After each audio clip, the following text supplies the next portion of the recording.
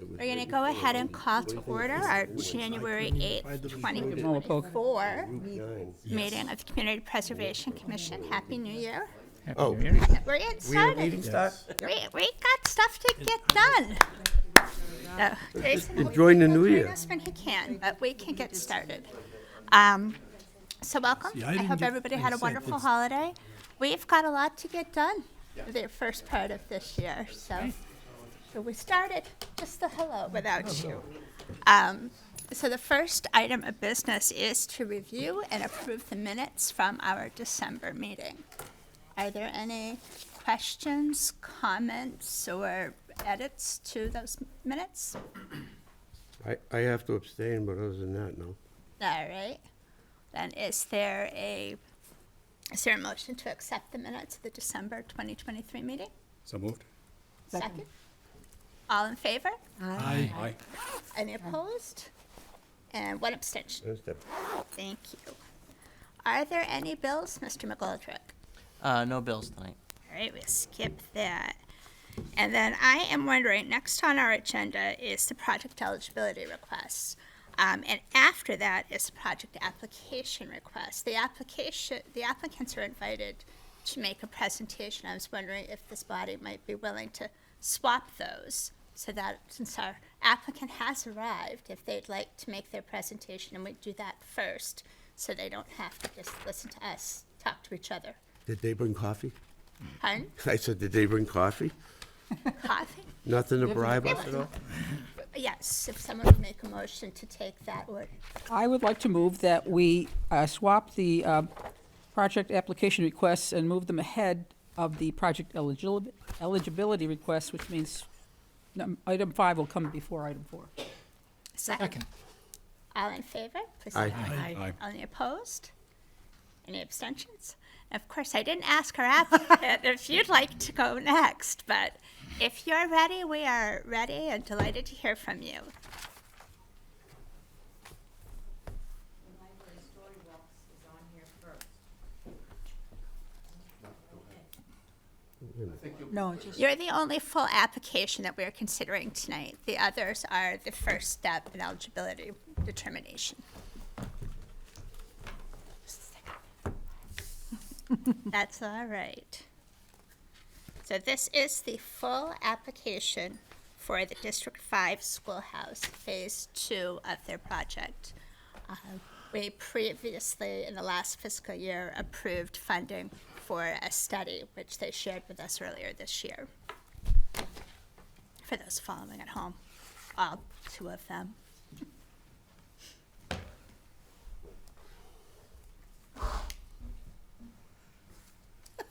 There was a lot of paperwork. Caught her off guard. That's all right.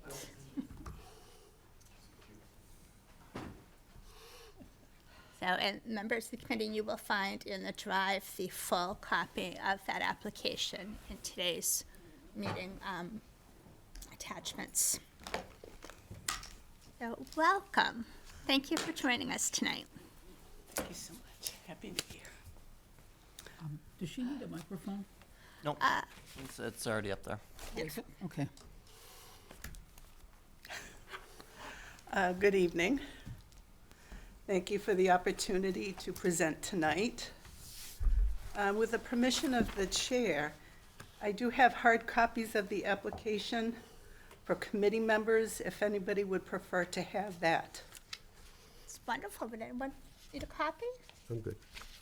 I think we can take one over here from all. I'd like one too, just for sentimental reasons. Yeah, I'll take one. I'll circulate that. Some of us still like paper too. Thank you. Need it. I mean, I read it. I saw it on the plan. It's good. I just want to make sure I'm looking at what she's looking at. It's a lot of- Makes sense. I'm Christine Gustafson, Vice Chair of the Shrewsbury Historical Society.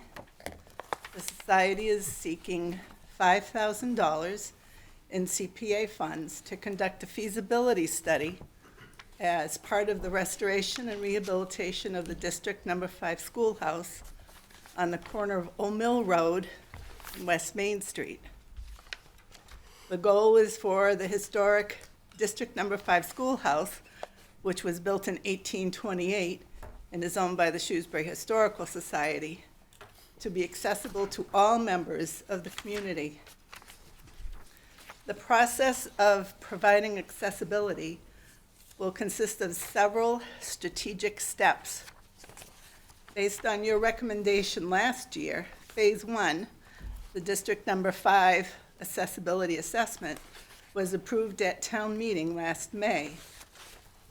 It was conducted by the Institute for Human-Centered Design, and it was completed in October 2023. The report is part of the documentation for this grant, Phase 2, the District Number 5 Schoolhouse Accessibility Feasibility Study.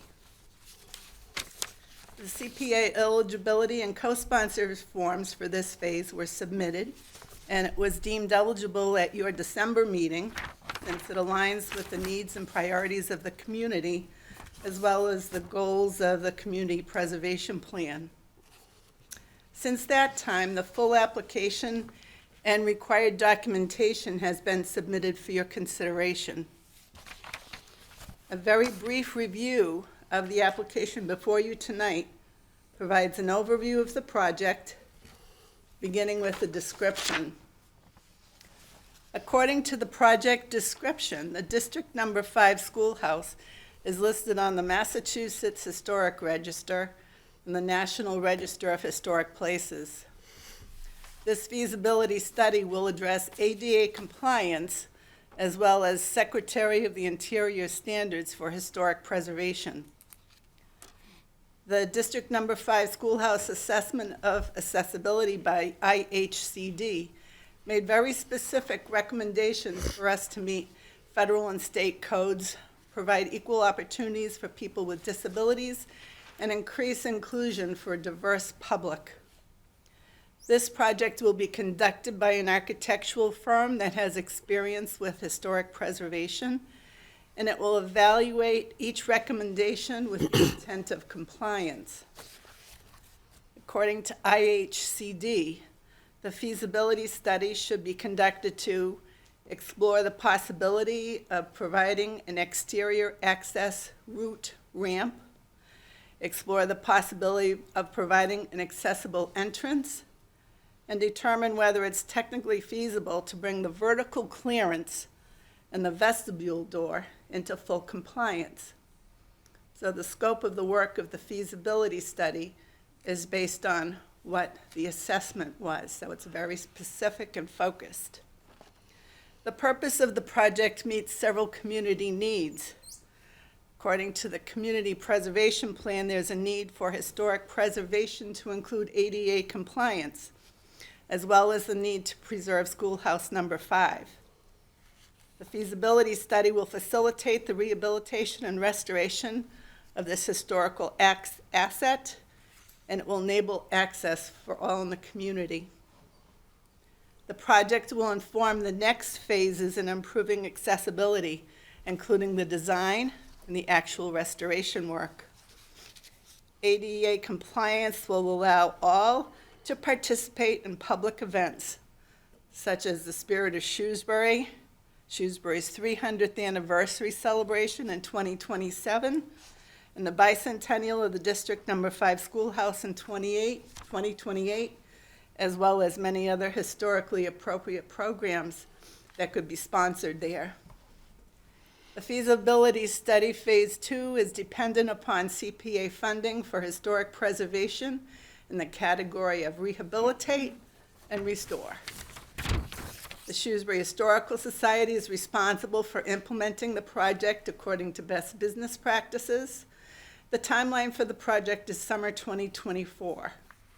There are no external approvals or maintenance required for a feasibility study. The Shrewsbury Historical Society is responsible for the general maintenance of the schoolhouse, and organizational budget and required financial information was already submitted to the planning department.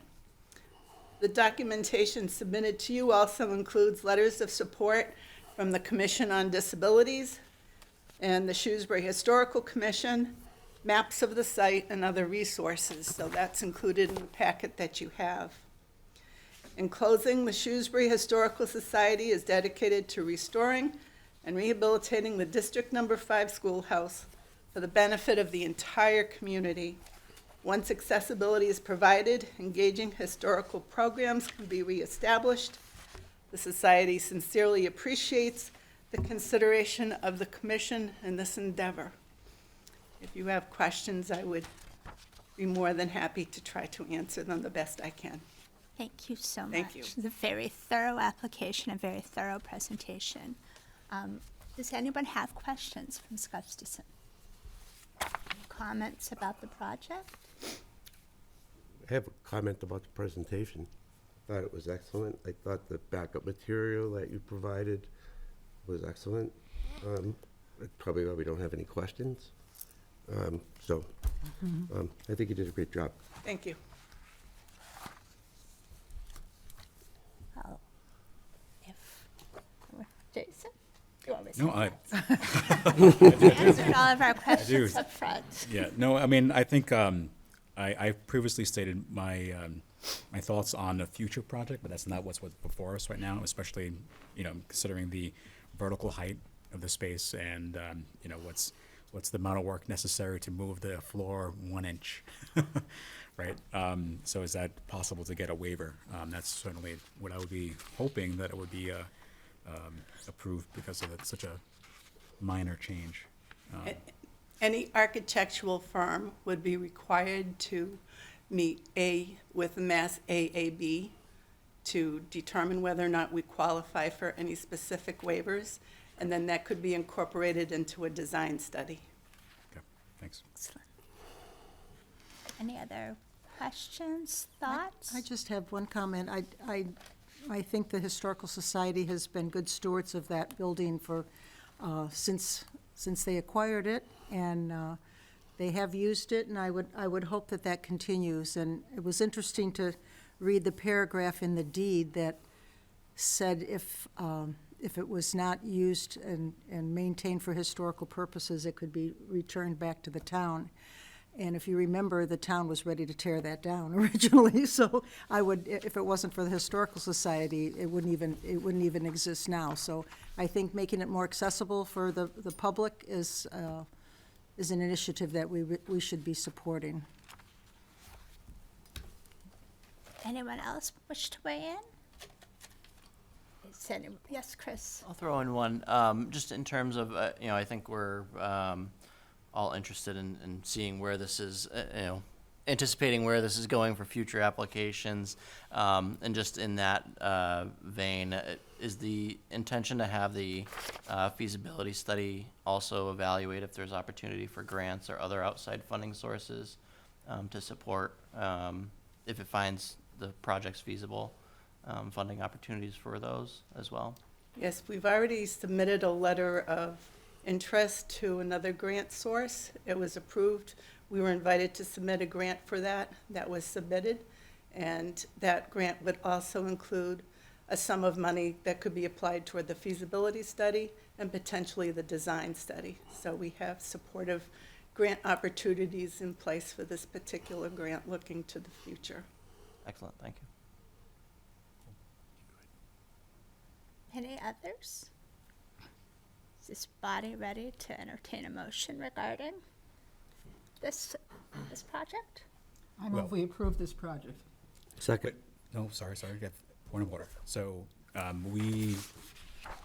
for approvals, we also need to hear from the public. So we said in the last meeting that we would be doing that, right? So Oh, that's right. how is that being handled? How is that being handled, Chris? So this is a public hearing, so if members, we would open it up to members in the attendance. Published as is, yeah, as is a public hearing? Our agenda does not say this is a public hearing. So by default, none of these items here are for public comments. We haven't communicated out that this is a public hearing. Then you know how we're feeling, but then we will take our final vote after we invite more of the public if they wish to weigh in or not. But is that at this point, that is all that we can do. But we thank you for your very thorough Thank you for your time. presentation and appreciate all the work and thought you put into it. And we look forward to entertaining a motion at our next meeting on it. Thank you very much. Mr. Chair, should the applicant come back for that next meeting, or how should they proceed with that? That is up to you. We will entertain, if you'd like to come and answer any public comment or questions, we would be delighted to have you. I would be delighted to. And we will see you what is our date next month? That is- Les is on to see the applicant, here Is it the off to first see of you. February? February 14th, I believe. I believe it is it February 5th? Or 12th? It's February February 12th. Oh, wait a minute. February 5th will be the next meeting. Okay. Did you say the 5th? It's February 5th. So we'll look forward to seeing you then. Thank you. So next on our agenda is the project eligibility requests. We have two that have been submitted as complete. They're not entirely complete, to be perfectly honest. I suspect that we need to look closer at how people access the application form, because what was submitted in some cases wasn't the application form, or was parts of the project eligibility application, then skips to page 15 of the funding application. Or is there something that wasn't scanned and put in the drive?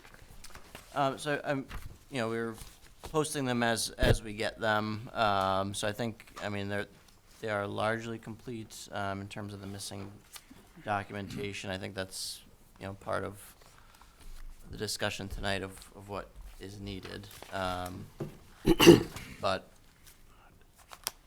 we certainly can hear. Well, the first one on the agenda is the library story walk. Do the members feel like they have enough information to consider? And remember, we are only considering eligibility, not the merits of the project, not if we like it, if we want to fund it, but whether or not it fits the definition of eligible to be considered for CPA funding. So the first is the story walk. They did not check off which category they thought best fit the project.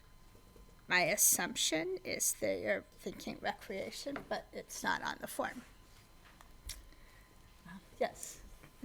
So, yeah, seeing that it wasn't filled out, but that part wasn't filled out, but I think the best applicable option here would be creation in the recreation category.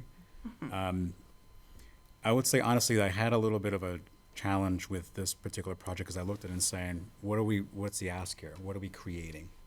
And I think the best way I wrap my head around it eligibility-wise is that we're creating a different kind of trail over an existing trail. So as I looked at the Parks Department map that shows that for Lake Street Park, there is a loop, which is what this existing loop is right now. So there's already a path there, a paved path. This is a creation of more capital assets into that trail to make it a different use, an enhanced trail in that same space. So that's how I best justify it in my mind about the eligibility around this, that this is a new type of trail overlaid on an existing trail. Chris, was anything ever submitted regarding partnership with the town, because it is in a town-owned park? Just trying to look if, Wait, I I thought believe there there, was more in this that I'm I seeing. thought there was something in there from Kevin Esposito, the co-sponsor thing. Yeah. And I thought this was replacing existing posts that were there in an existing storybook walk. So the physical assets that are there right now is a paved path that the Parks Department recognizes as a trail per the map. I understand the And trail there's a part. temporary markers, which are the wooden stakes, which were used as a temporary exhibit using the trail. What is, so in this what isn't case- temporary? Temporary meaning that What there's isn't wood stakes that are they're replaced every so often because the Yeah. signage Yeah. changes or they fall over. This this capital request Yep. is to install long-term, in-ground, permanent. Yep, you know, longer pieces term, in-ground, yep. which falls into, which I'm using those words strategically because that's all part of our CPA language. Okay. So if this was an effort to say, oh, well, we're gonna have a temporary exhibit and there's wood stakes, can you pay for that? No. No. Right? But I'm using the word, I'm specifically talking about capital installation, long-term. Yep. Because that's the part that's eligible. But it's not so much a new trail, right? The trail is there, the temporary storybook boards are there, right? We're enhancing that with these more I'm permanent. using those semi-permanent. words relative to the action, to the verbs in the Okay. CPA language. So like, it's either, well, try to, fill in the box. Right. Is it an acquisition? Is it a creation? Is it preservation, support, or rehabilitation, restoration? So the only box that can possibly be here would be creation. And that's why I'm trying to So, justify so it. not rehabilitation, It's not rehabilitation, okay? because there wasn't a capital asset there to begin with. The stakes themselves are not capital assets. And we're now replacing the path. We can only replace capital assets. Right, this is not, we're not rehabilitating, there's nothing there. The only thing that's capital there is a pathway, a paved path. This project is not rehabilitating We're the not, paved path. okay, I Do follow. we meet one of the criteria? Do we meet one? We do, and Okay, then we're good. No, but him and I are on the same page suddenly, right? As to which criteria we're talking about. Right.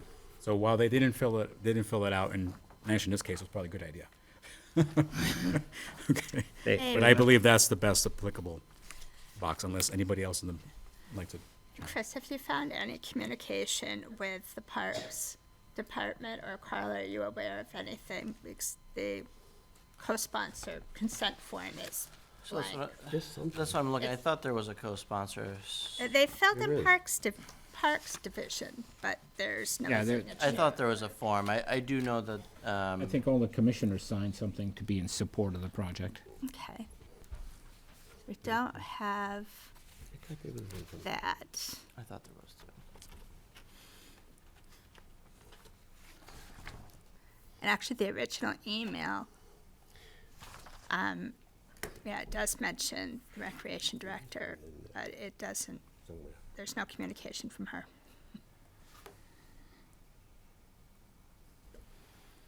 But, I mean, those are things that go to a complete application. Is it in the large project eligibility there's nothing. application? On page 9? Oh, they have it just Am I not just signed. missing pieces? They have it just not signed. Kevin just didn't sign it yet. Oh. It's there. Could we move on and contingent? Yeah, we can, I mean, we're here to discuss the eligibility of the proposed project. But I think if we were to determine that it's eligible, I think it would be appropriate that we request that the applicant take care to submit a complete application that literally checks boxes and has all appropriate forms signed. Because it's one thing to say something's eligible to move forward, but I would not want us considering an incomplete application. Are we going to respond to them as to what they're missing? Most So- of the eligibility application, Well, so- the applicant needs to tell us how much money they would like. Okay, They do. And they submitted an estimate. They didn't make a request of how much. It could be the full estimate. It could be part of it. We don't know. True. and I think it was separate, right? It was in a quote. There is very nicely written answers to questions, but it does not have a dollar amount. But the dollar amount is irrelevant to determining eligibility. That comes into project funding, the second part. So what are thoughts? Is this an eligible project? What do you folks think? I think it is. I think it is. Yes. So any other, I suppose it is, but I would also, if they're going to include anything else as far as cost for installation and things like that, would that affect It doesn't impact the eligibility, that impacts the quality of their application. You know, and we say that not I to didn't see that in be. the in the information given, I didn't see how it was, how they were going to be installed or any of that. I mean, they're gonna lay on the ground for a while until somebody puts them in? Well, those are the factors that we'll evaluate in part two if we deem this eligible. You know, if we find we don't have satisfactory answers to those questions, then we don't recommend it to town meeting. But today is simply, is creating a permanent storage eligible or not?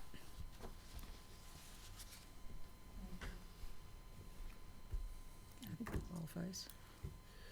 Does anyone have any other questions or discussion about that? Does anyone want to make a motion one way or another? I move we find the project to be eligible for funding through the CPA.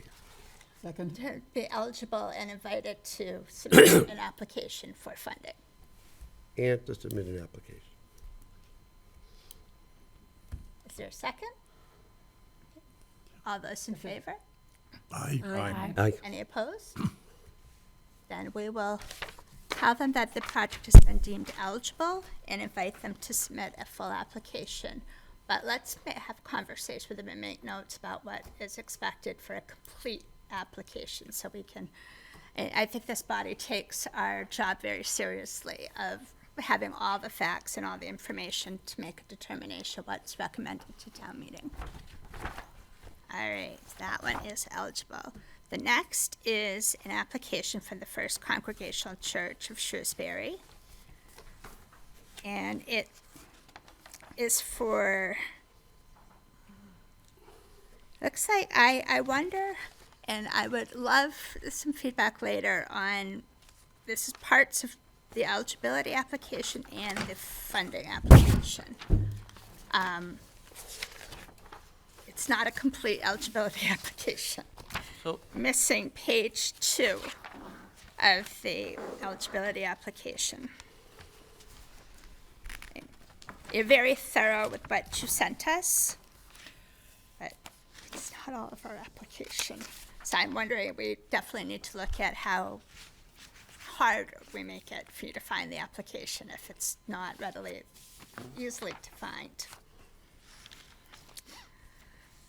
So what we have submitted, what are you folks thinking? You know, did check off historic preservation and rehabilitation. Requesting, well, the request amount is irrelevant, but it looks like it's for painting. All of the estimates and such that were submitted have to do with that. so if I may, I think giving some background on this would be useful. So just as some background, so this application is a result of our office coordinating through the facade grant program for the town center. We were working with the First Congregational Church in terms of developing a list of work that was available under that program. They were awarded a portion of money for work under that program. But obviously, because it was a competitive grant with a number of town center businesses, we were not able to fund the full project list that was provided to us. We did encourage their application through the CPA process, and that is the resultant application you have before you. We did receive and review this preliminarily, and I have had some feedback with the project proponents who I know are here tonight, discussing the eligibility of the painting and certainly of the police detail. The police detail that's included in the budget would not be an eligible expense, and the painting we do find to be slightly more towards maintenance. I do believe, we've been working with the project proponent in terms of larger capital requests, other projects that may be more conducive to funding from the CPA. And I know Louise O'Neill, our assistant planner, has been working diligently with Skip to develop those projects. So what I'd encourage is, I think this is, I did want to get this before the committee, given the time frame that we have, and to review this. I know they've been putting some work together to get this in the door. And I do want to be cognizant. So this is technically a private party, where the others are tied to town departments. This is, similar to an Arrowwood Park project, where this is not from necessarily a town department. So we do give these a little bit more weight in terms of getting them in front of the committee, whereas the town applications are a little bit more thoroughly reviewed. So I just wanted to give that brief background for the board's knowledge in reviewing this. So. Could I just introduce ourselves? I'm Skip Burnett from the First Congregational Church. This is Debbie Deldato. Welcome. And if you don't mind, I'd like to pass over the application that you've received and really kind of get a feel for the eligibility part of, we have so many projects we could present to you. From what I understand, preservation, historic, we check that box. We want to avoid maintenance, and we want to talk about preservation, restoration. Of the building. Yeah, building interior and exterior. And, if you don't mind, could I just run through some thoughts that we've had? Because I've jumped in on this just recently, and I wrote the application. Yep. And then when Chris called me, we had a discussion, and that's when I got this gentleman in, Yep. because he's on our buildings and grounds, and he understands that, where, I know what a hammer is, but that's the end of it. Mm-hmm. So, yeah, I understand the painting, that equals maintenance. Typically, when we paint, they encounter rot, and, that gets replaced, but it's very hard to put numbers on ahead of time, with competitive bids and so forth. So I'm just going to run a few thoughts in front of you, categories. And the other thing, before we do that, it's not the whole exterior, because we have siding that does not get painted. So it's more Trim. the trim. Yep. The siding we have is environmentally sound and stable, and it doesn't get painted. And we put that on because we didn't want the continued maintenance. Plus, we have an earth stewardship component to our church ministry, and so we think very strongly about that. Correct, Jason? So we have a steeple clock, 3 faces, south, east, and west. You could call it maintenance. It's black with gold leaf trim. Black is painted on boards. The boards are warping. They've actually warped to the point where on certain times this past summer, they've interfered with the operation of the clock. We would look into restoring the 3 faces of that clock. That would be, screwing, gluing, and painting.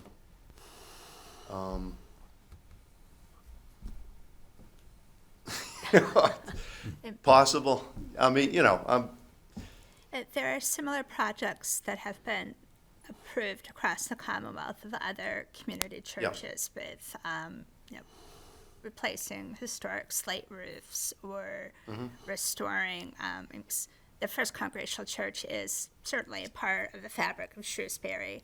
I noticed that there's part of the application for a certificate of appropriateness in here from the Historic District Commission. Is there the page 2 in there somewhere?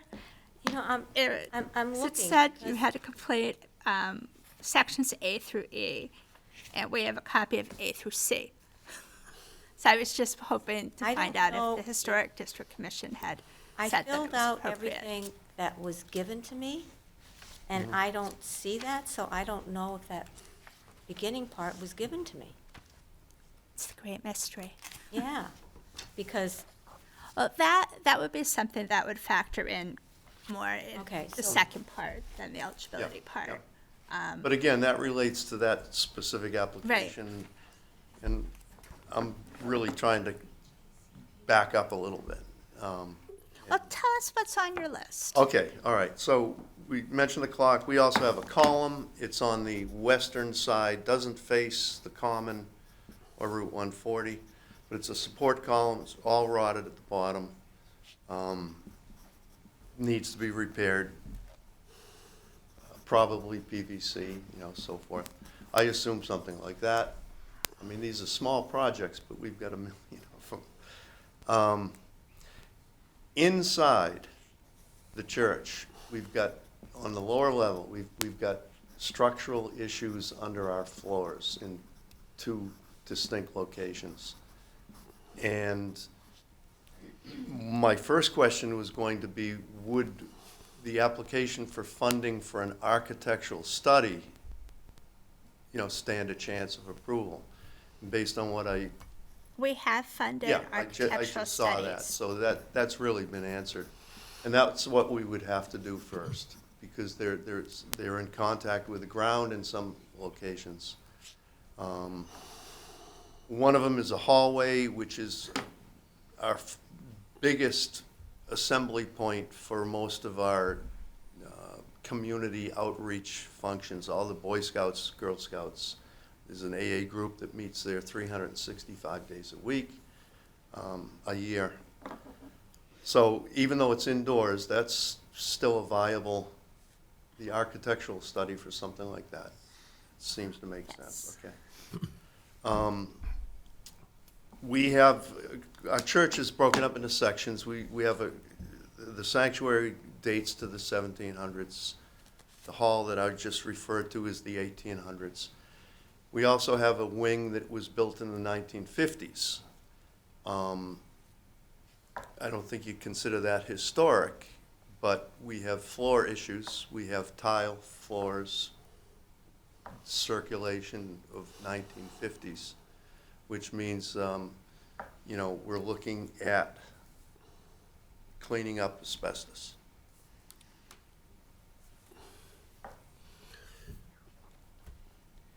The 1950, I'm not sure, qualifies for historic. That part we might not Probably be able to doesn't. help you with. probably Okay, doesn't. all right. So we'll leave that wing of the building and go back to the 1800s and 1700s. I mean, you've studied it more. Yeah, if you don't Go mind, right ahead. I know you're going down the path of listing out a few opportunities you're seeing. I'd like to just talk briefly about what I'm hearing, okay, and what some thoughts on that. Chair, you had mentioned that that there are cases where there's been funding of churches. I think that this is an area where we definitely, the coalition, the Community Preservation Coalition, and I'm actually looking at a piece of paper they had that printed out in anticipation of this discussion. I thought we were going to be talking specifically about eligibility of this submission, but since we're going on a more broader conversation, may I hand this out? Sure. Or pass it down? Let's see, 1, 2, Yeah, I 3, did. 4, 5. This is split just for it. your, I'm only going to read one sentence of it, but I'd like for it Promise. to be part of the conversation that you kind of keep.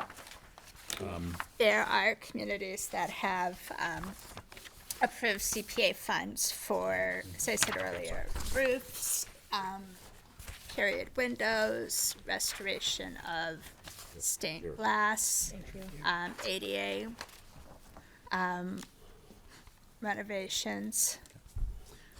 So what I handed out was the Community Preservation Coalition is an organization that assists communities adopt CPA, and also with their once they get established, like we're established, they help us with just reviewing projects and also any legalese around it.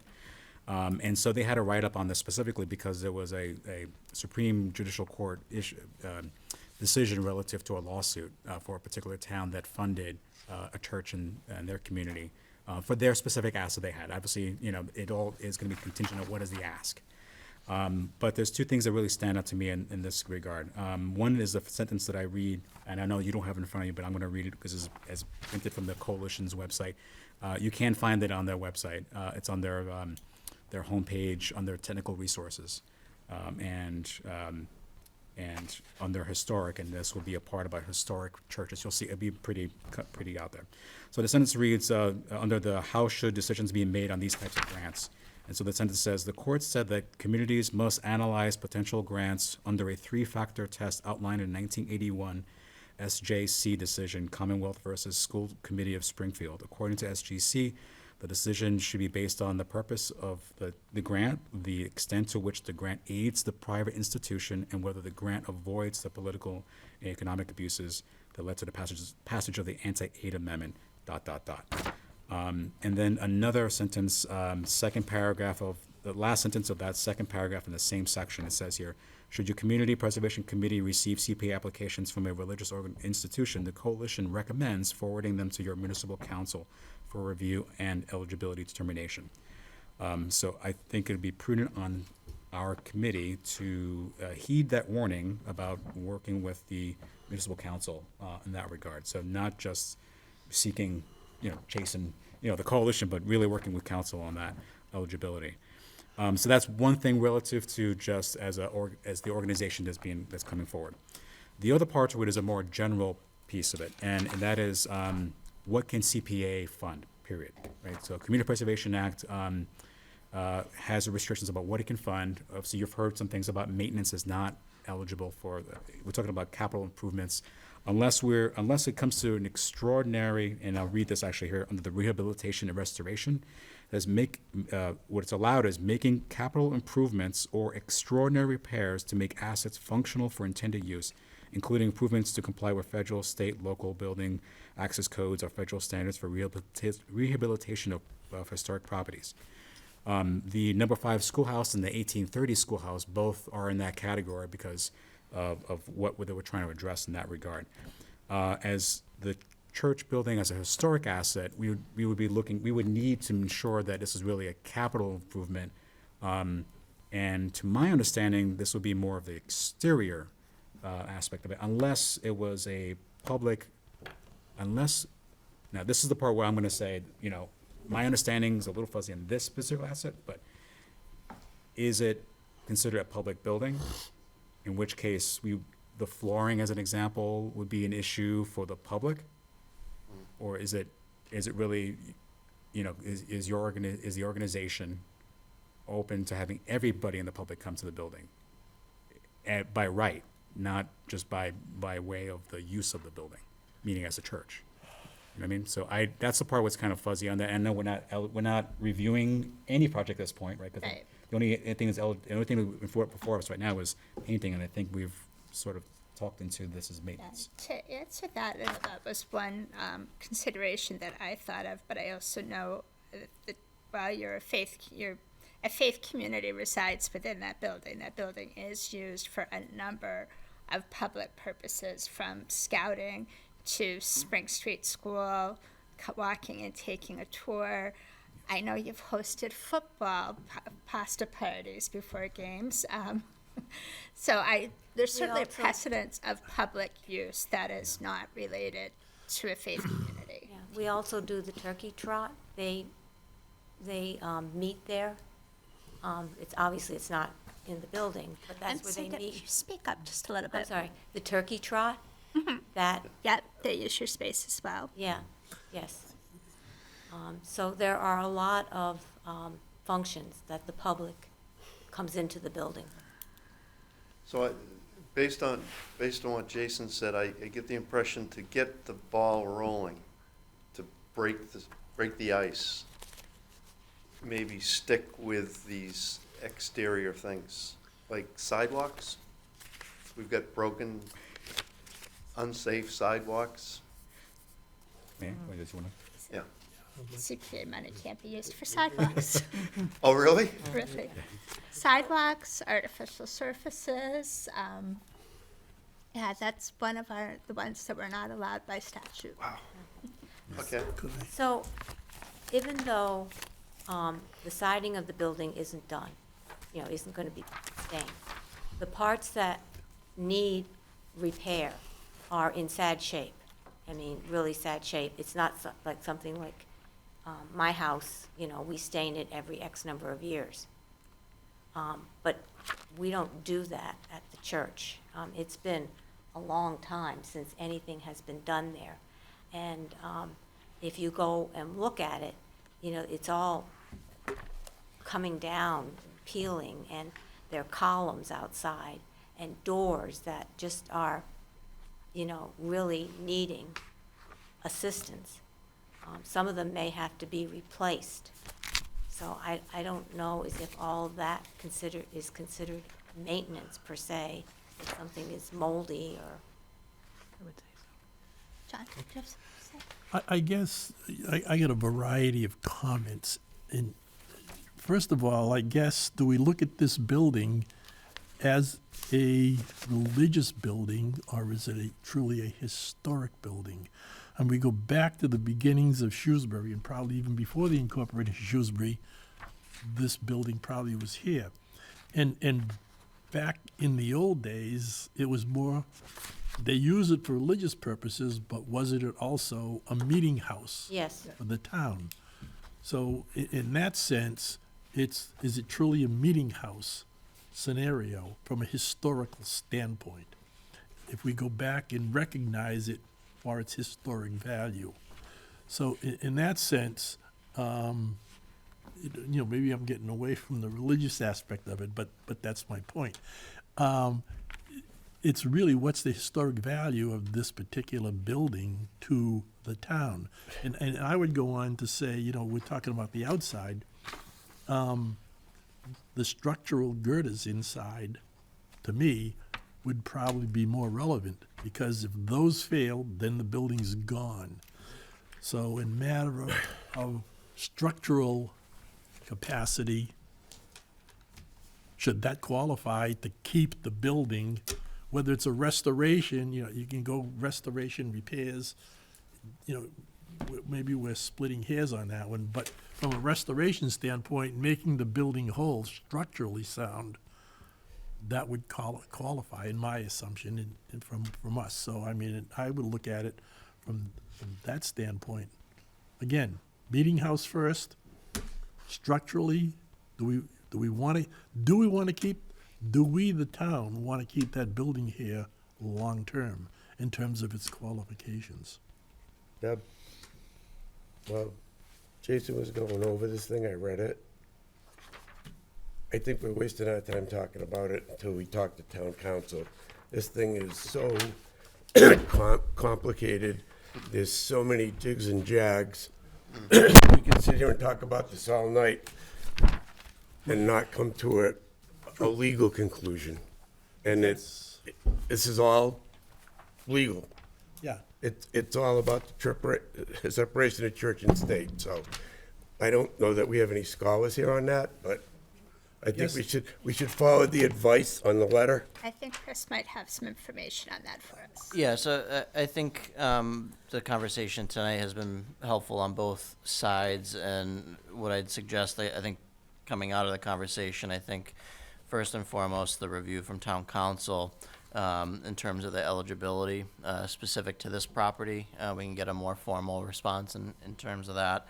I do think, given the projects list that were described today, what I would recommend, and I've kind of initially had this conversation with the applicant, is actually just collating a list of all of those projects, providing them all to the committee in an itemized list, and allowing the committee to go through those and say which line items or which specific projects they find are eligible. Understand they won't fund all of them, but trying to group them into, if we're doing the column, what are the specific items in the column? If we're doing the clock face, here are the specific items in the clock face, and that'll give a number of projects for the committee to review and say, obviously, if town council finds favorably that these projects are eligible or not eligible, and I think that'll give us a path forward.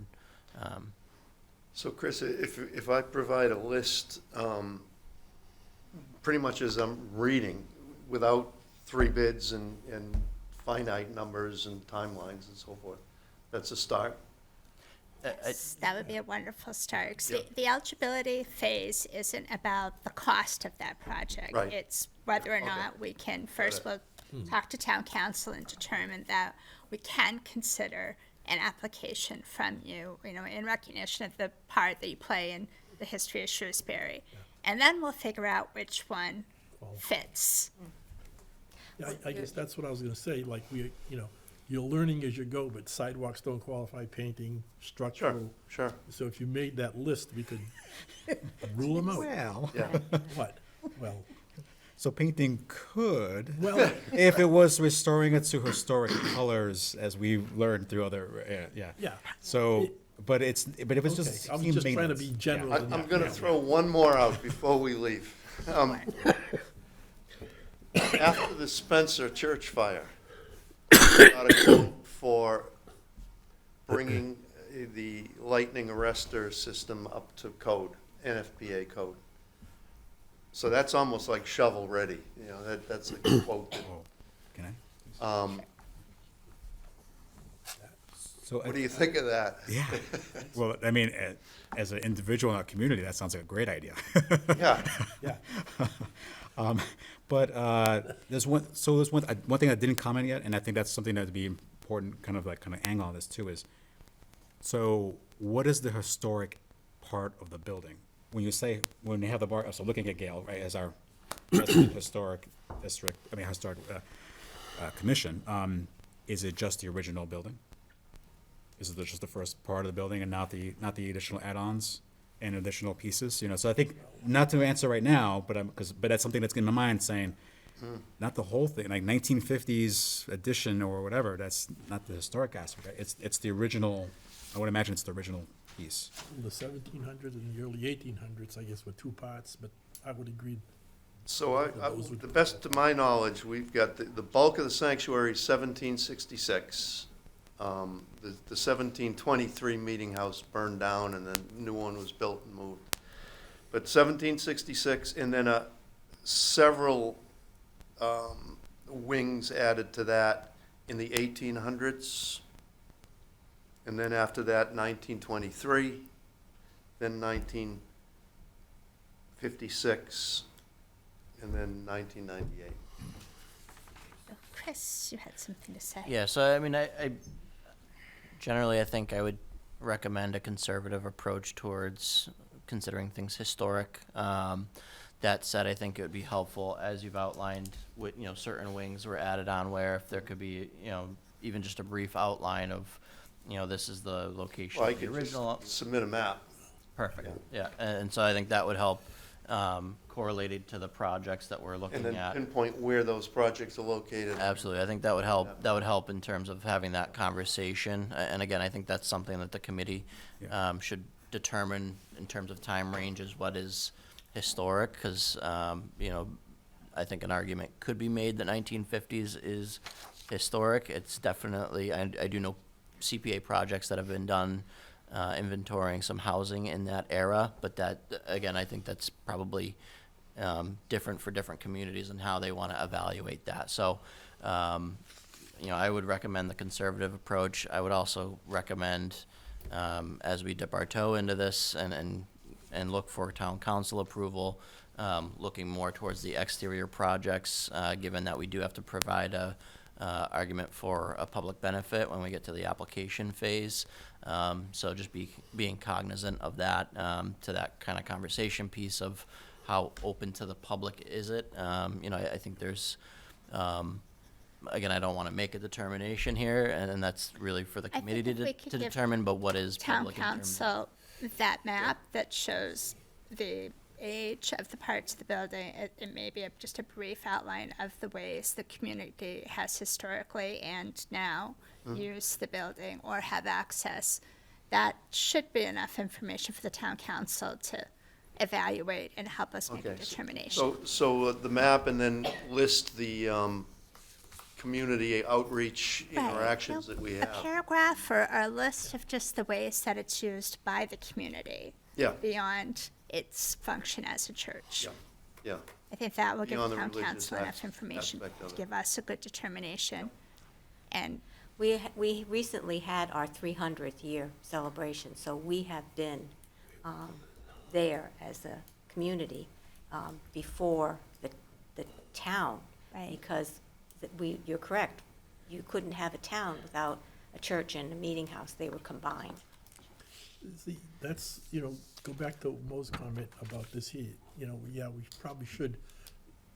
I didn't read the whole thing, but as I got halfway through it, that was pretty much my interpretation of Mo's, which is why I put the thing on the table that, is it a meeting house first Right. and a religious building second? Historically, going way back to 1723, it was probably used by the entire town It was. more than anything. It was, and we have, the historians of the church have some types of documentation on that, how it's been used all the years. I think that's the historical value of the building. right. But So we'll give it's a that little, I think information. it's a little higher bar than that.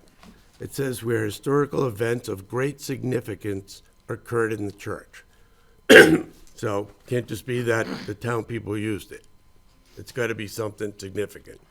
Yeah. George Washington slept there or something. I- And then it says, and where the grants are limited to preserving church property with a primarily secular purpose. So, obviously this not. is, Might not either. this is getting complicated. Yeah. Yeah. So, All right, Yes and no. I'm not saying we shouldn't do it, I'm just saying we should ask town council before Sure. we put a lot of energy into it Right. and find out Yeah. we can't do it. Did you have something to add about the I did, historic I just part? want to, I think we're getting a little ahead of ourselves or off track here. There's several layers to all of this because it is a church. So I think we really do have to follow the Supreme Court guidelines and those recommendations and, for, separation, if we're giving public funding to private institution. And you are aware that anything outside the church has to be approved by the district commission, whereas inside the church, it's a different process altogether, too. So, until we get to that point, going back to the application that's being submitted now for eligibility as far as painting goes, I personally don't have a problem with that, because I think it does fall into it covers all the guidelines that the Supreme Court has dictated. The purpose of the grant, the extent of how the grant aids the private institution, and specifically whether the grant aids the political and economic abuses of the anti-aid amendments of public funding. I don't know that it does, but it might be something that we do need to have council check, just to make sure. Exterior painting to maintain that structure, I think, is important, because churches historically have served a vital role in a community, and this, at least most of the church, is historic.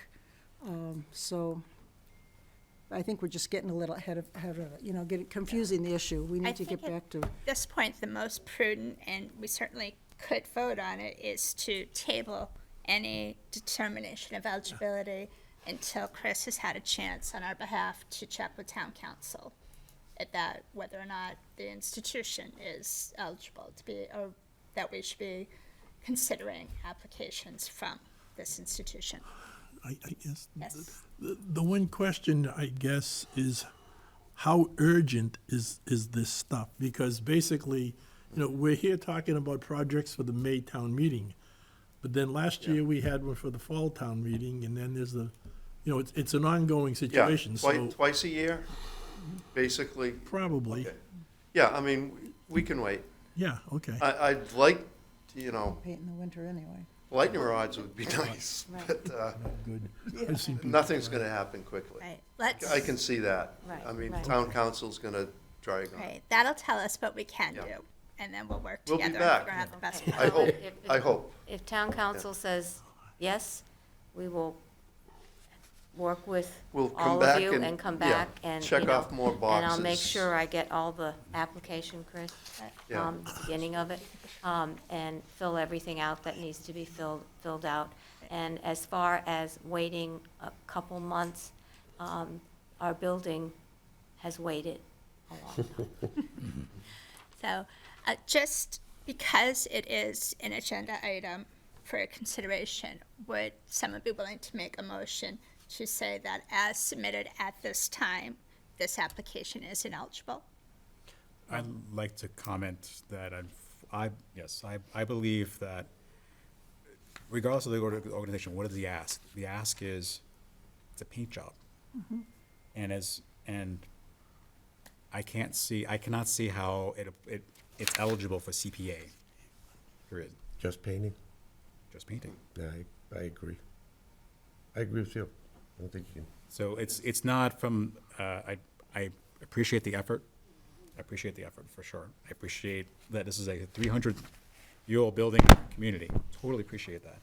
But our first and foremost objective as a CPC is to abide by CPA rules, right? And I don't see how the eligibility, regardless of whatever the name of the applicant is, I don't see how it's eligible. Because it's not, first of all, it's got to fit in one of these categories, right? And so we say, oh, well, if you don't paint it, it's gonna get rotten, and then something bad's gonna happen. But that would be under preservation, which is to protect personal or real property from injury, harm, or destruction. I can't see a case to say that if you don't make this paint job done right now, that this building's gonna fall apart tomorrow, right? There's no imminent piece of it that's gonna be harmed destructively.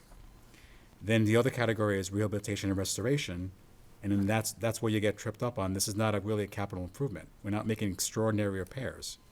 You're painting, right? And through the course of painting, yeah, there's gonna be some trim work that has to be replaced, but in that scenario, as a rehabilitation of a historic resource, you would be bound to follow the guidelines of restoration of a historic property. So we wouldn't be talking about PVC, we would be talking about authentic recreation of the architecture, not to disturb it from, if that was historic nature.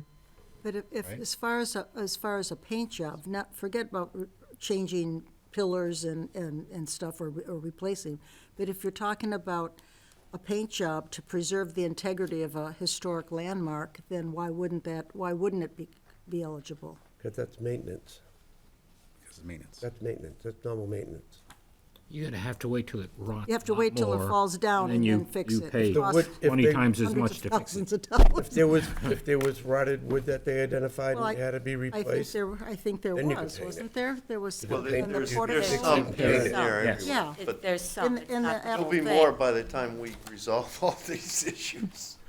I know how those go. You start with one thing and you're, Yeah, they submitted pictures of what needed to be repaired, and So Chris, before, to help with the request to town council, the map and just a list of our open door community interactions. You know, historically and today, is this a building that is a public building? Yeah. I think that probably is Yeah. the town council. Well, historically, it certainly was, because it was the only meeting house in Shrewsbury, and at that time. And, So we should vote on the request as is. It doesn't mean that you can't come back Right. once we answer some questions and you figure out a way to refine the ask a little bit. There's no one and forever banned from ever asking again. If it's a Right. no, Right. you certainly can come back. So you're suggesting a motionette, which is? I recommend, I move that the eligibility, that we determine that this is not an eligible project under CPA rules. That this is maintenance. Is there a second of that motion? second, All those in favor, say aye. aye. Aye. Those opposed? no. Any abstentions? So it passes, but with one no. Well, thank you for your time. yes, thank And you for your time. Pointed and- us in the right direction. Well, thank you so much for being willing to have a conversation. We'll make sure you can get the application more readily at your fingertips in the future, but we'll get some answers and let you know what we find out. Okay, so we'll wait until it goes to the town Town council. town council. And then if they say, okay, then I'll be in touch with you, Chris, and we can make our list and do that, but we Yeah, won't do we can follow anything. up tomorrow and. Okay, we won't do anything until we hear from you. Thank you Oh, so very thank you much. so much. Thank you. Thank you.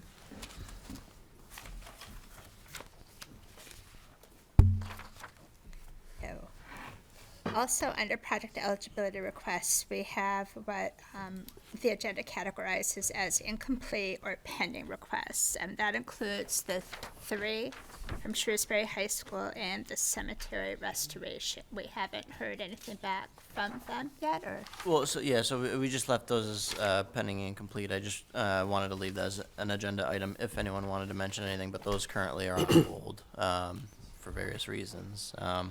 So at this time, they're not requesting eligibility. They're not. They are not currently, but they may in the future. So as we get things, we're gonna add it to the folder.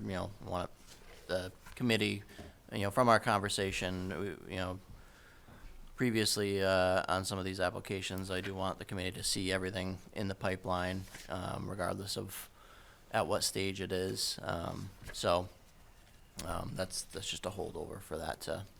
Chris, can you, when you put information like this in the drive, can you just shoot out an email to the committee to let folks know that there's something new there? Yep. And if you have any information, that this is here for informational purposes only, or I'm waiting for more, just let us know what you have so we know to look. Understood. Carl, have you been able to get in? Yeah, yes, no, Yes. I, Finally, yes, I can't remember her name who helped out, but. excellent. It's just a matter of the username that you enable, right? Gotcha. Debbie, could I have a question about the cemetery? Maybe Carl can answer it. I know that when the report was submitted, there was some suggestions of immediate work to be done. And I noticed that some of the obelisks and stuff have been kind of quarantined off. Has that been a total thing, or is that an ongoing process, or do you know where that stands as far as what's being done immediately to maintain I the believe it's an integrity ongoing of process. those? An ongoing process. They're in process? Yep, in process. Are all of them that were recommended to be secured going to be secured before? I don't know what you mean by all. I don't know Well, your there's- definition of all. There was a number of stones that needed immediate attention, Yeah, I'm sure they're triaging it. and the suggestion was to at least, I think, Yeah, barrier them somehow from being further knocked down. sunken, yeah. No, I know they're working. I didn't know who was doing, who was doing that, if the town was doing it, if No, somebody privately came and did Yeah, it. it's a private organization that's doing it. I know that much from prior meetings. Yes. I can get you a better update on that, as far as what's going on with it. We're meeting on Wednesday, if you'd like to come to that meeting. Okay. I know This we've had Wednesday? other CPA meeting members attend.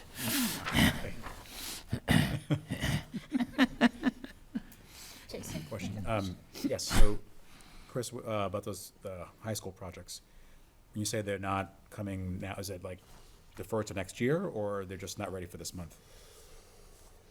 Not ready for this month, and they may not go this year. I see.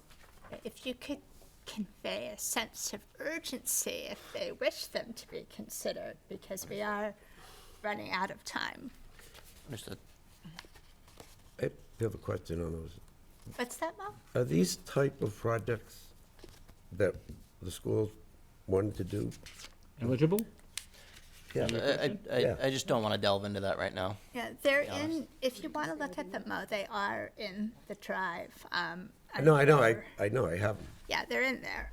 No, I mean, just in general, are I- projects like that eligible? I want to look at Jason's sheet over there. We don't have to go into it now, sorry. Wait, it just seemed like some of the stuff was, it didn't seem like restorations, that's for sure. Just curious. that's all we can do at this time with eligibility requests. Next on our agenda is the new member training materials, a draft update, and I think that's you. Yep, so I've been collecting some of the resources as of right now. If you go in that folder, it's mainly just some links to some of the resources that we discussed. That one I wasn't able to get too much kind of work done, given the holidays and stuff, but I am collecting those resources. I'll leave that folder open, so as you come across other resources that members feel would be useful, please add those in there, and we'll continue to kind of formalize a packet that new members would receive. So that was part of the last meeting, kind of the discussion of, as we onboard new members, giving them something to at least delve into what CPA is and kind of what we do. So I think that'll be good for as we onboard new members. So, but still working on that. Yep. So I did come across that the coalition did have the CPA boot camp, and it was a video circa 2021. So if you don't mind, I'd like to just email it to Chase from the coalition, just ask him, do they have a 2023 version of that same video? I thought it was pretty good to just have it as an overall CPA. You good with that? That'd be great, thank you. Yeah, and if they have some weird things of reaching out to them, if you need me to jump on a call or email, let me know, because it's like they won't. I think they only talk to a member and staff at the same time. Oh, okay. That was the. Really? Yeah, and you need to know the double secret handshake. Okay. Mm, I'll keep that in Oh, mind. right, yeah. Right, that was yeah. something that happened. It was. No, I know what you're talking about. Yeah. But it's just to ask of like, hey, you have another video, new video. Yeah. Right, and I think as our newest member, Carl, was there anything else that you were looking for that we could put in that packet that would have made your first couple of meetings Jason easier? sheet, whatever that is, that sheet. Oh, this, Yeah, that. I print it out every time, so there you go. There you go. I love that. David sheet. Oh, yeah. There you have it. Problem solved. Laminated, We put should it all on the have a wall. wall. Yeah, I actually had one I was carrying around. And there's got to be a secret word that says why Jason is, moving to a certain topic that might not be your thinking. I'm trying to make it eligible. Okay. I think we do try to look at ways that we can determine something's eligible as best we can. We look at a way, does it work? Is there precedent? We don't like to say no if we don't have to. Yeah, but it's the precedent, right? You got to worry about the precedent, setting a precedent that. Well, and there's actually, on the coalition website, there's a searchable database of all the projects that have been, I think I went through the first 30 pages and I was still on the letter B.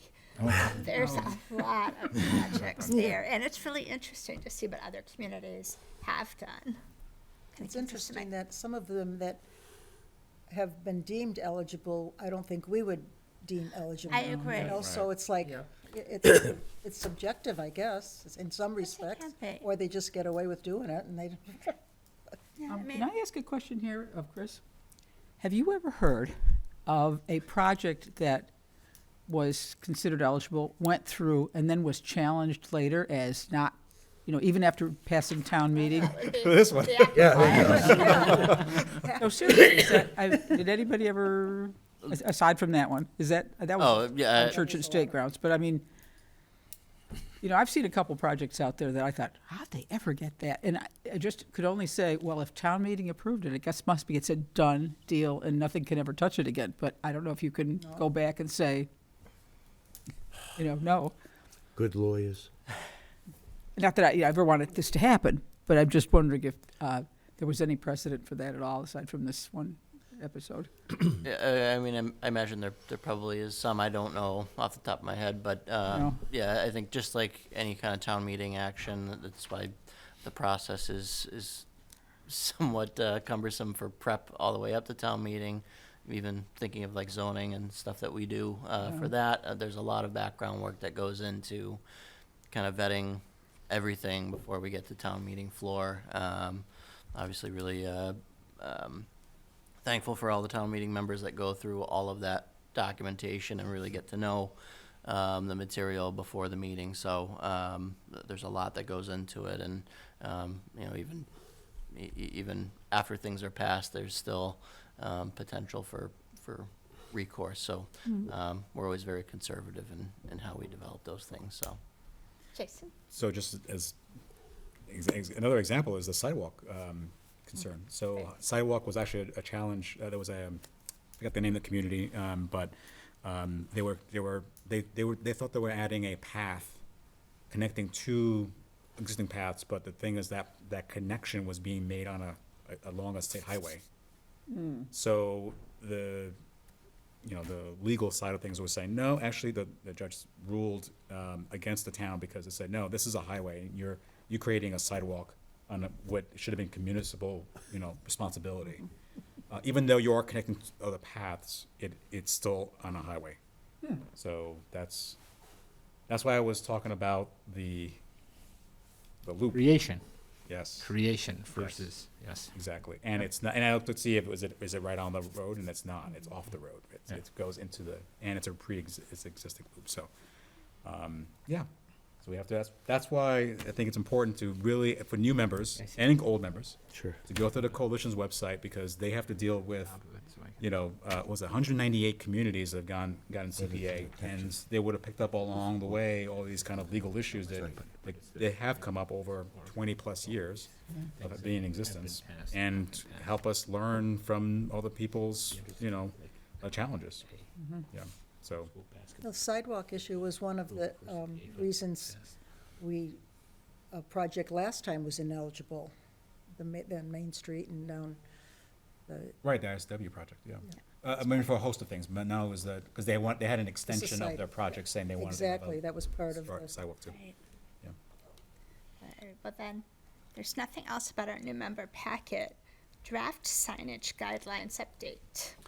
So similarly, I'm still working on that. It's still a very rough draft. I did develop kind of a rough outline with some headers and topics for the committee.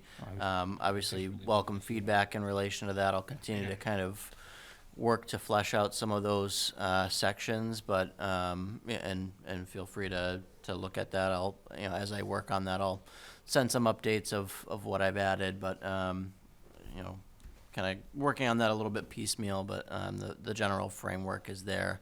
From the committee's discussion, in large part, we're looking at each of the three funding categories. It would be general design guidelines for each of those signage related to that, and then we are splitting it out in terms of temporary signage and permanent signage to go, the temporary signage being the signs that were discussed that,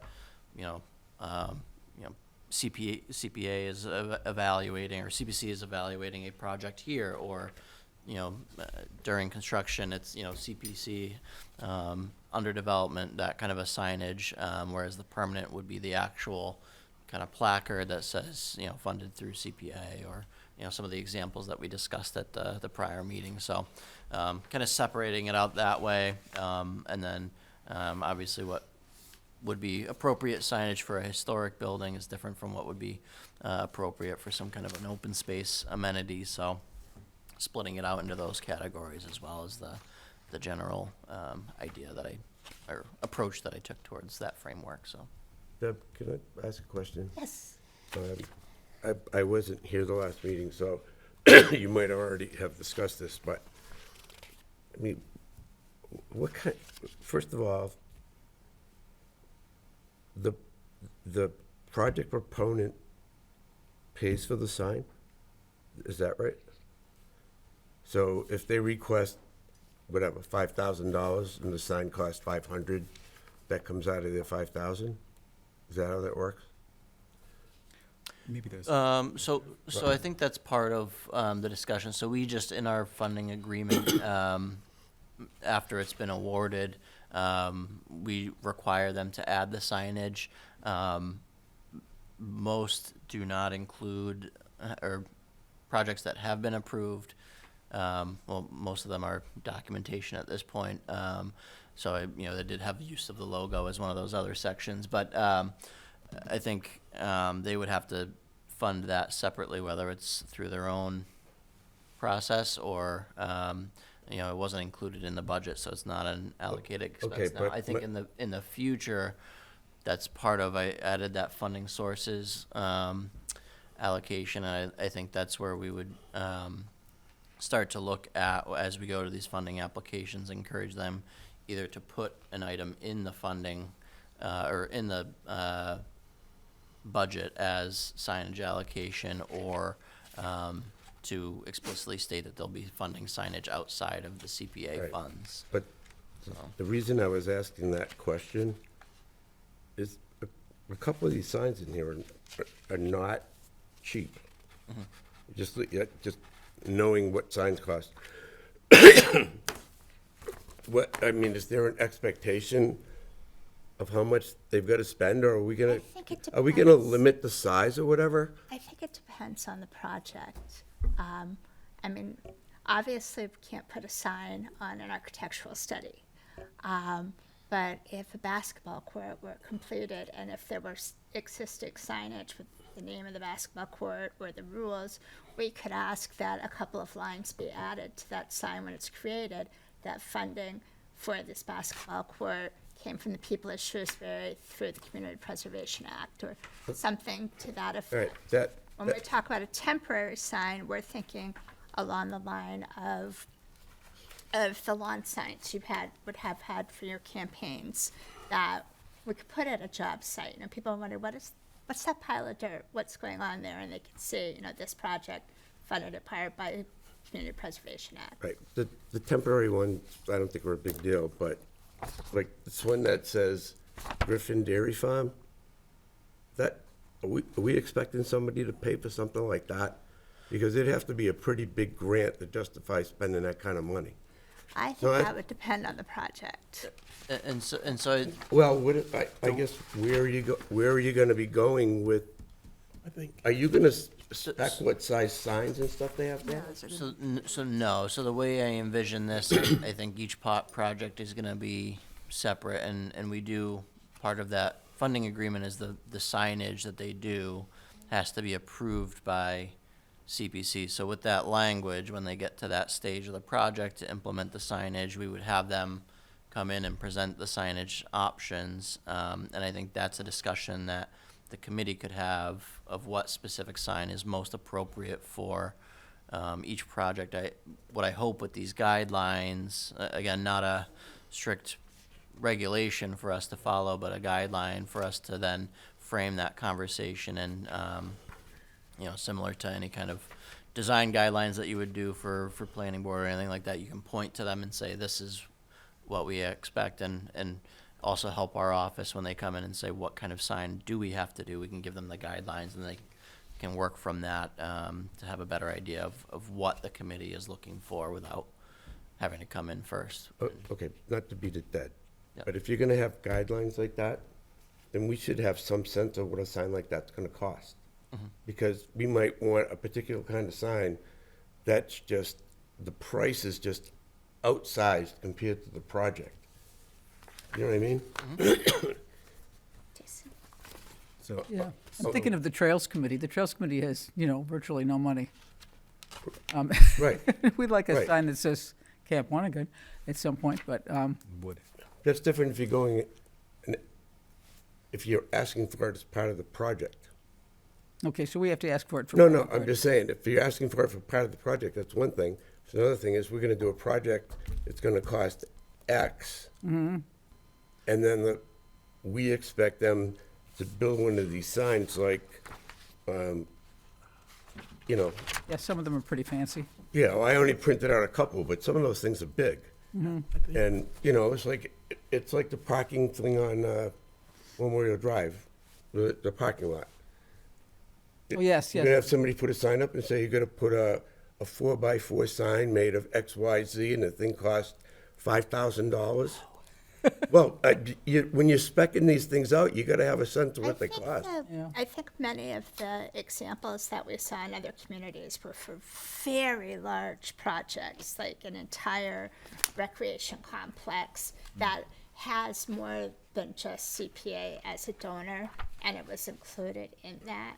But yeah, I don't think Chris has gotten too far into the weeds Okay. or details yet. But also, You're right, it needs to be appropriate for the project, and You we're put a- certainly not gonna ask anybody to go build a Taj Mahal to put CPA on it. you have a bronze sign made, like, is out here for John McDonald. Ask somebody to make a sign that big, you'd be surprised how much it costs. So I just think if we're making guidelines of what we want, we should have a sense of what it's gonna cost for those things. Yeah.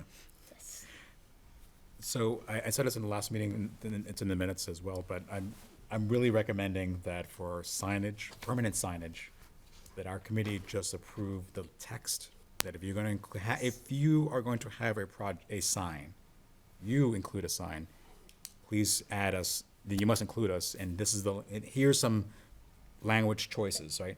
So, And here's some examples of what we've seen, this is how Yeah. we would like to be attributed. but not to get into, my personal view, not to get into the dictating what signage if you have, maybe you don't have signage. But it's really up to the project if it makes sense to have a sign. No, it's like MSBA, when you build a school, they tell you, you do you want, you gotta have this on it. That makes a lot more sense. I think it determined by project, like you mentioned earlier, Chris, we're still getting into this. I guess my impression, Mo, was when we put out a whole variety of signs, that's what I thought we were looking for, was not the sign itself, but what do you want to put on the The sign? language. Yeah. And then, do you want posts? You want one post, you want two posts, But stuff you're right, like that. costs are a big factor. Yeah, it depends on the size of the Not- sign, John. Yeah, like, do you want to put a bronze sign that costs $8,000? No. I would think, no, I wouldn't be in favor of that. Right out of the gate.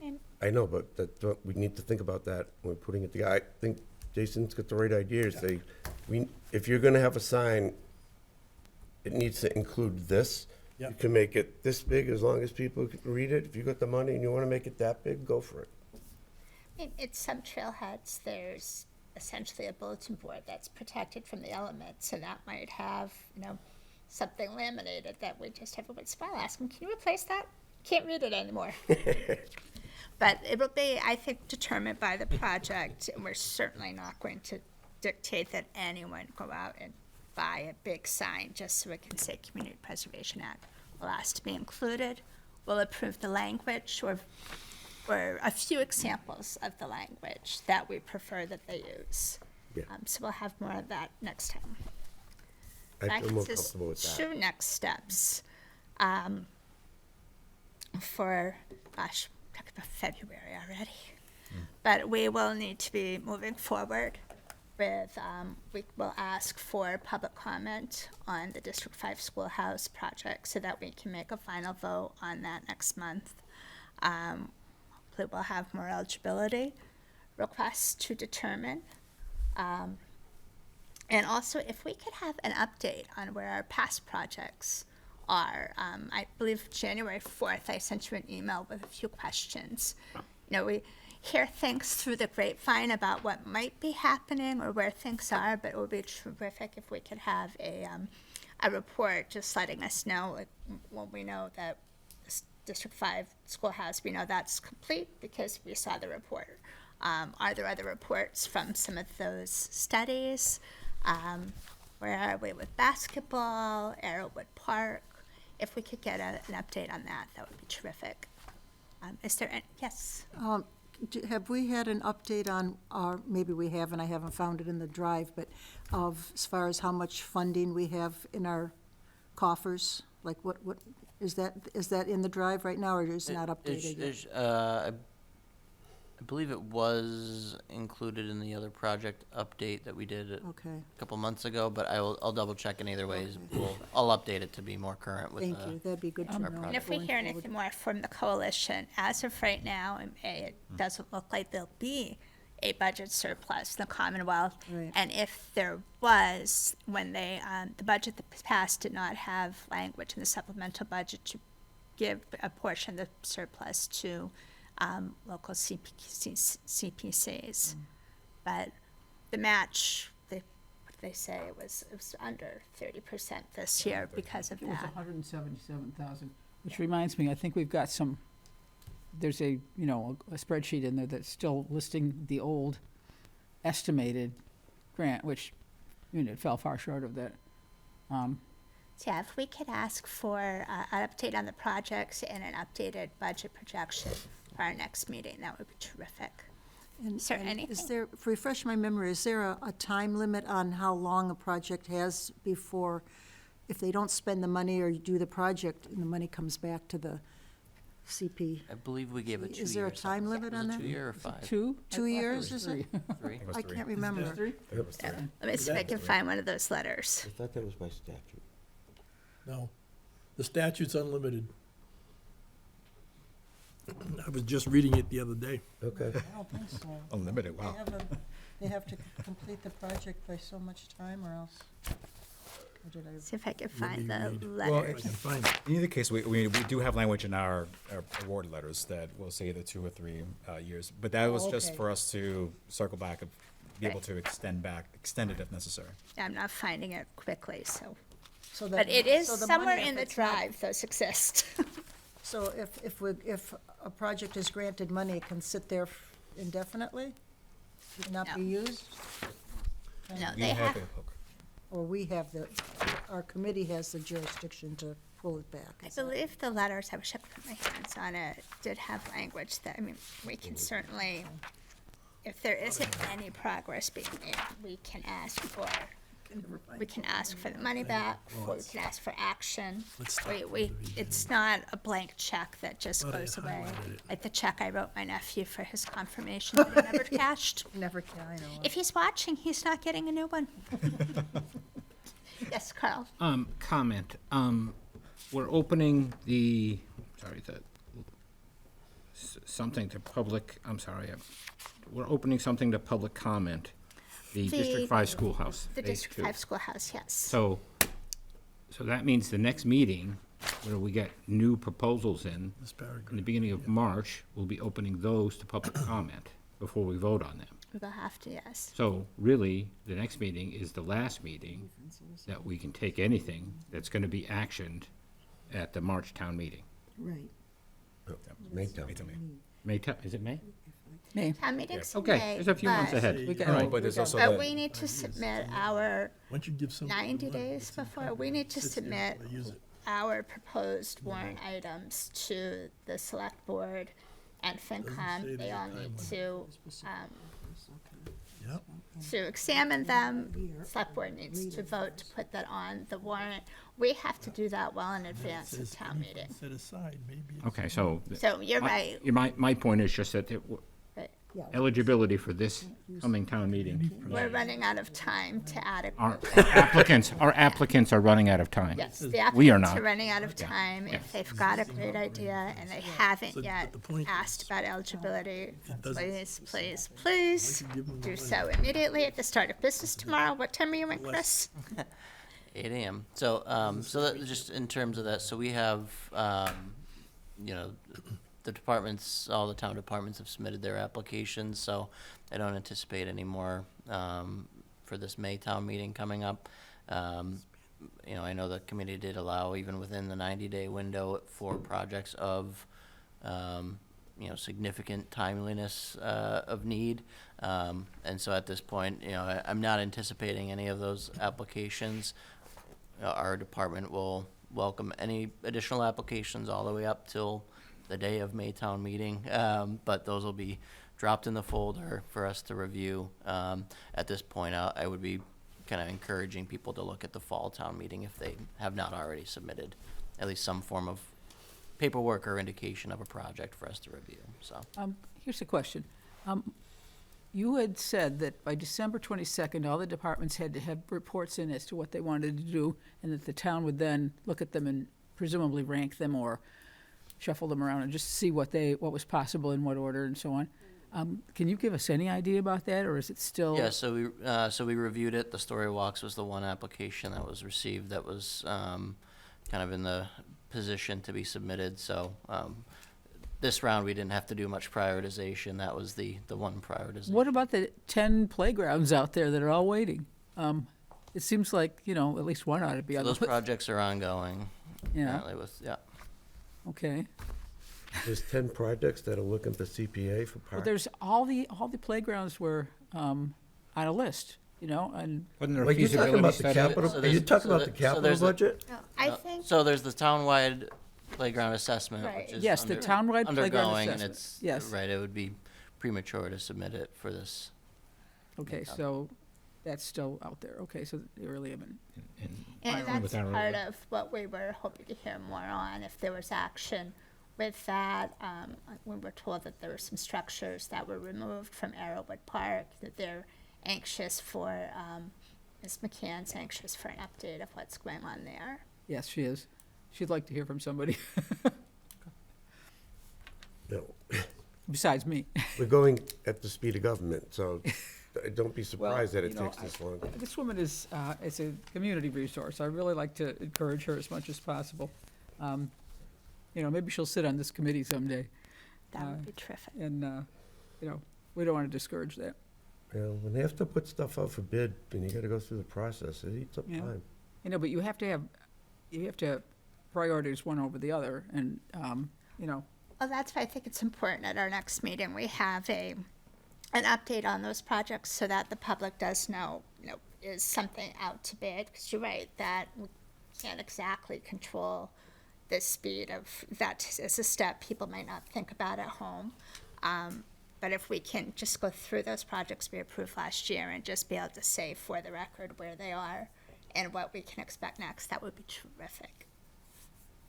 So is there anything else that folks wish to discuss, things that are burning questions? Yes.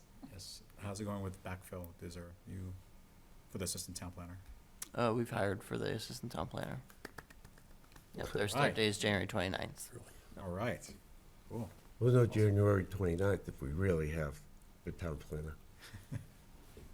Person shows up, you know you got 'em. So we are excited Yeah, to have tell this them where his person locker on is. board, and I'll have them at the committee meeting, and You we'll want me to- introduce them to each of the boards and committees that we oversee, so. All right. Cool. Excellent. Thank you. Yes, John, You want me to just read the 2 sentences on the limitations?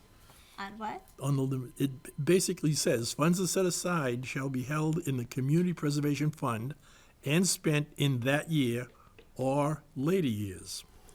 Then it goes on, provided, however, that funds set aside for a specific purpose shall be spent only for that specific purpose. That's all it says. That's the reserve we vote on every year in our budget. We have Yes, 10% reserve for each of our areas that if we don't spend it, it's No, still there this for is next for the- year. No, if we vote on something, it can be spent this year or in later years. That's all it says. It doesn't limit you to 1, 2, or 5 years or whatever. They were asking about the funds that have been given to the project.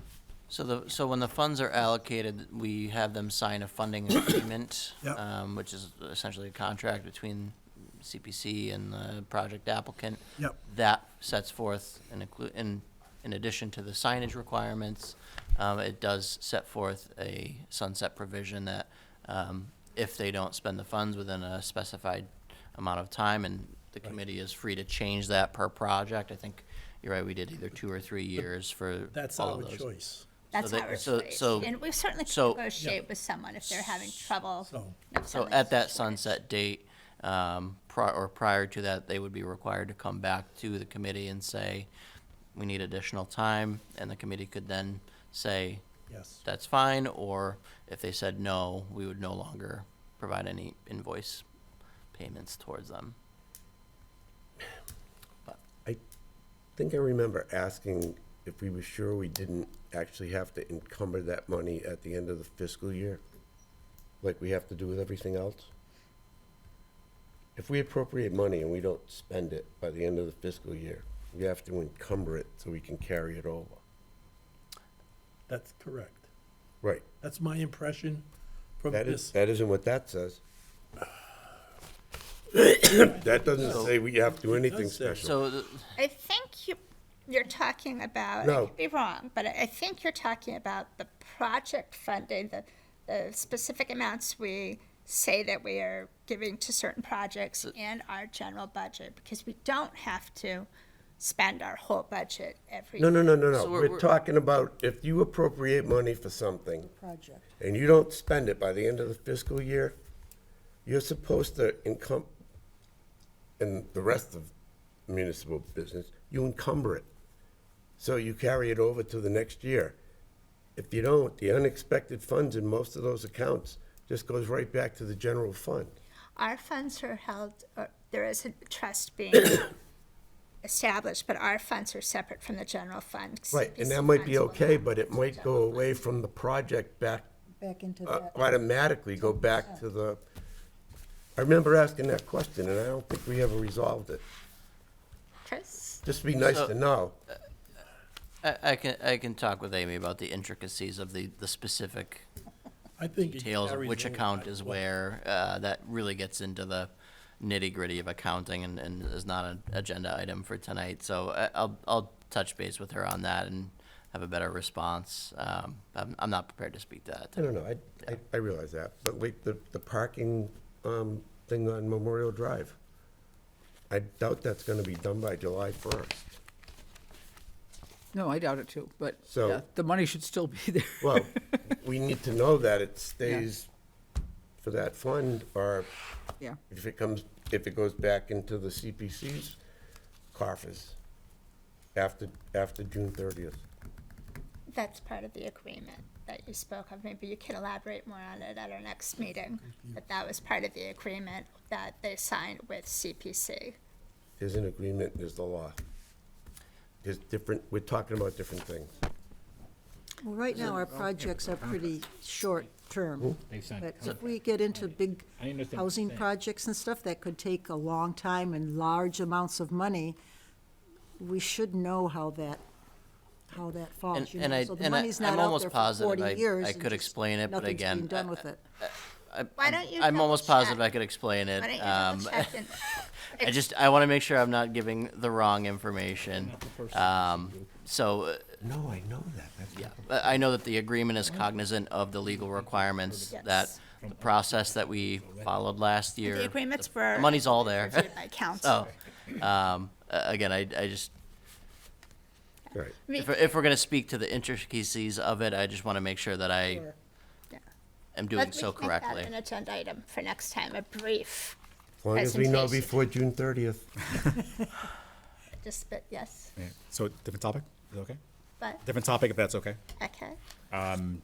Is there anything coming from Housing Authority No. I asked that too. or Affordable Housing Trust? I don't know about that. You mentioned that there was, you were looking to leverage land that's already available and get site plans, I believe. Yes, So you have your own funding to do that. yes. And I missed the last meeting due to a family emergency, so I don't have an update, and it was not in the information that was provided for our Wednesday meeting. So I will know more on Wednesday, can update you next time. Okay. But at this point, you don't anticipate, It's too soon. okay. It's gonna be rather involved, because it will be a bigger project. Yeah, right. So you're going to need more than $15,000? Yes. I thought there was some sort of preliminary study you needed to do to get started. Yes, there is. And again, I wasn't at the meeting. I don't have the information. I'd rather update you next time rather than misspeak. Well, we wish you well. Thank you. And then what about the Affordable Housing Trust? Are they participating? I had a quick conversation with Hector, and right now there isn't anything. They want to share with us their plan going forward, and I believe I've gotten that yet. But they want to share their goals with us so that we're all on the same page. And we are looking at when we could have a joint meeting with a greater conversation about what their goals are and what ways CPC may be able to help with that, but they don't have a specific project right now that they want to ask for. All right, so they're not gonna attempt for the May. He did not indicate that he would. Chris, you were part of that. There was nothing that he thought right now, was there? My notes. No, not at this time, I think. Yeah, I didn't think there was anything Yeah. coming right now.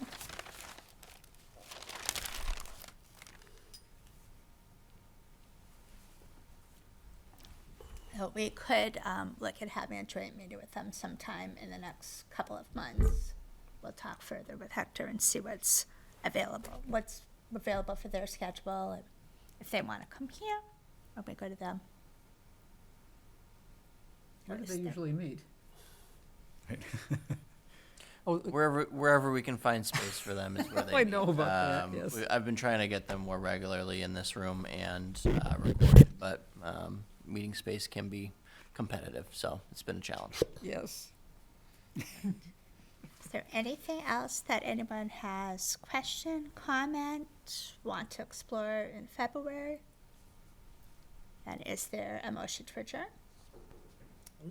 So moved. A second? Second. All in favor of adjourning? Aye. Aye. Those opposed? Any abstentions? And that concludes our January 8th meeting of the Community Preservation Committee.